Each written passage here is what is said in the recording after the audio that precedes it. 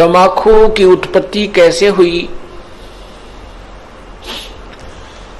एक ऋषि का साधु था राजा। एक ऋषि का साधु राजा था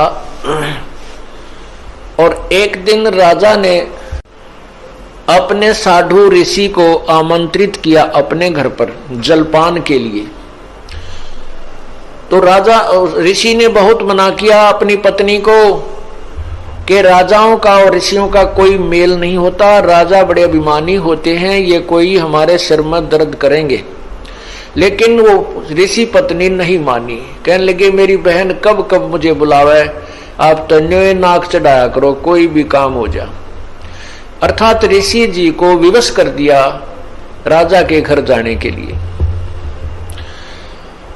अब राजा के घर गए तो राजा ने अपनी जो महिमा बना दिखाने के लिए और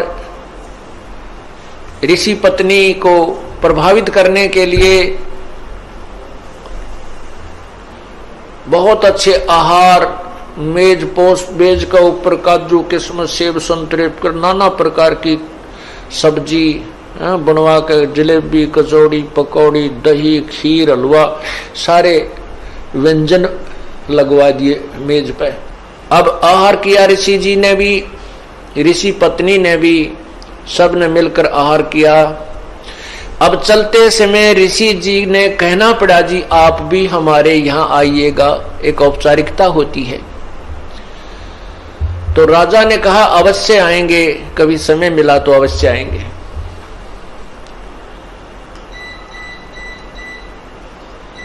एक दिन वो समय मिल गया, राजा ने संदेशा भिजवा दिया कि हम आ रहे हैं।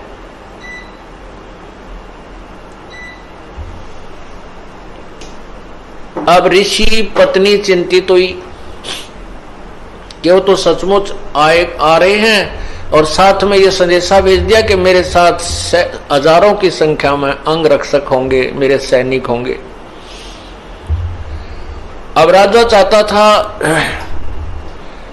कि ऋषि को नीचा दिखाना, ये एक बूंदी बीमारी है साडू, ये दिखाना चाहता था कि मैंने ऐसे ऐसे आहार कराए हैं और ये ऋषि जी कुछ नहीं करा पाएगा, इसकी मिट्टी पलीत होगी। और परमात्मा कहते हैं कबीरा सब जग निर्धना, धनवंता ना कोई, धनवंता सो जानियो जप राम नाम धन होए। अब ऋषि जी के पास अपने तप की कमाई थी, अपनी साधना भजन की कमाई थी। ऋषि जी ने स्वर्ग से कामधेनु गाय वो उधारी ले ली कुछ समय के लिए और उसको अलग से एक टेंट में रखा हुआ था। उधर से राजा अपने हजारों सैनिकों को साथ लेकर पहुंच गया और ऋषि से कहा कि भोजन की तैयारी करवाओ। ऋषि जी ने कहा जी भोजन तैयार है, आप खाना खाइए। अब वहां लगी लाइन और साथ की साथ थाली आ रही है, सबको परोसी जा रही है। ऋषि जी ने अपने एक सेवक को उस गाय वाले टेंट के सामने बैठा दिया, वो उठा उठा कर थाली बाहर रखता रहा।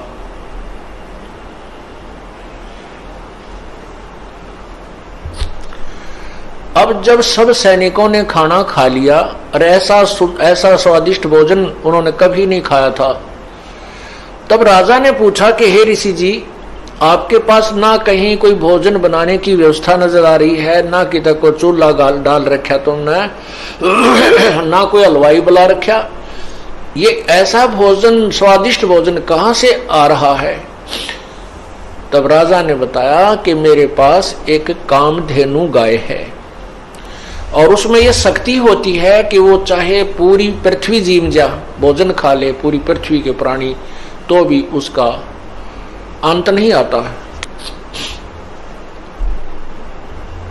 तो राजा के अब साधु की यारी दोस्ती इतनी होती है, अब राजा की नीत में खोट आ गया। नीयत में खोट आ गया। उसने सोचा यू कंगाल क्या करेगा, इस गाय का मैं ले चलता हूं, बहुत ज्यादा सेना है मेरे पास और ये गाय सभी आहार करा दिया करेगी। कहने लगा ऋषि जी ये गाय मुझे दे दे, आप क्या करोगे इसकी। ऋषि जी ने कहा ये गाय मेरी नहीं है, मैं उधारी लाया हूं, मैं आपको नहीं दे सकता। तो राजा बोला सैनिकों से कि सैनिकों इस गाय को छीन लो। अब ऋषि सोचता है अच्छा नालायक ये तो जबरदस्ती कर रहा है मेरे साथ। तब उस ऋषि ने कहा हे गौ माता आप अपने स्वदेश लौट जाइए, मैं विवश हूं। इतना कहते ही वो टेंट के ऊपरले हिस्से को पाड़ती हुई और गाय आकाश की तरफ, स्वर्गलोक की तरफ चल पड़ी।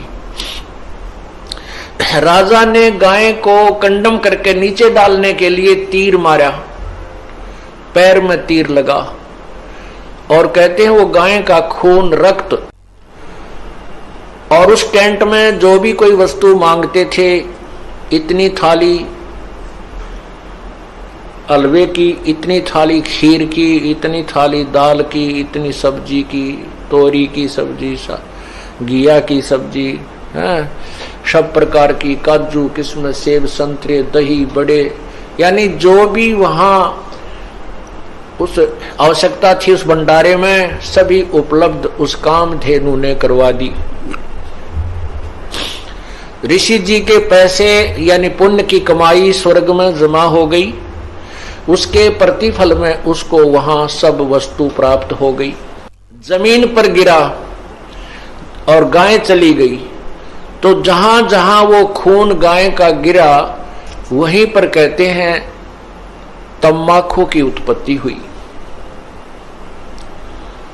अब हिंदू लोग एक तरफ तो माता को इतना प्रिय मानते हैं, गाय को अपना मां के तुल आदर देते हैं और फिर मां के खून को पी रहे हैं। क्या बताते हैं, खो नाम खू का तमा नाम गाय, 100 बार सौगंध इसको न खाए। तमा नाम खू का, खो नाम खून का और तमा नाम गाय, सौगंध 100 बार इसको न खाए। तम्बाकू, खून, खू का अर्थ खून, खून, तमाखू, खून, और तमा फारसी का शब्द है, तमा माने गाय होती है। तमाखू यानी गाय का खून, खू नाम खू का तमा नाम गाय, सौगंध 100 बार इसको ना खाए ना पीवे। कहते हैं आप एक तरफ तो गाय को इतना प्रिय मानते हो, आदरणीय मानते हो, और फिर गाय के खून से उत्पन्न इस तम्बाकू को पीते हो। जितने भी महापुरुष हुए उन्होंने सब विकारों को छुड़वाया है। अब सिख समाज में तम्बाकू कोई प्रयोग नहीं करता, अभी तक भी उन्होंने इस मर्यादा का पालन किया है। लेकिन और सारी बुराई शुरू कर दी, मांस खावा, दारू पीने लग गए। देखो बुराई तो सारी त्यागे पार पड़ेंगी।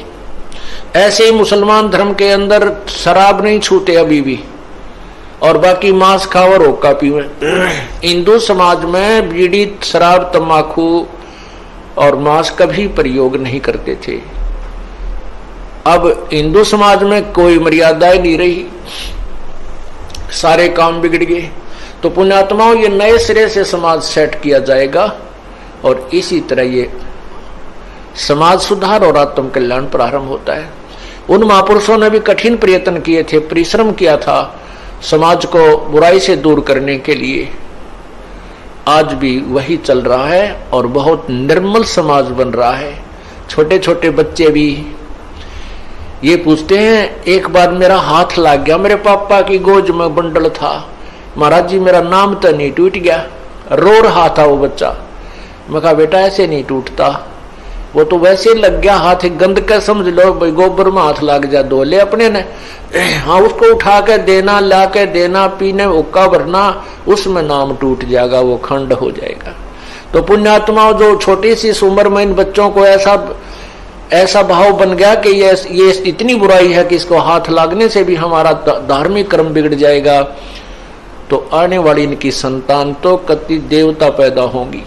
ये समाज भी सुधर रहा है और जीव कल्याण का मार्ग भी प्रशस्त हो रहा है।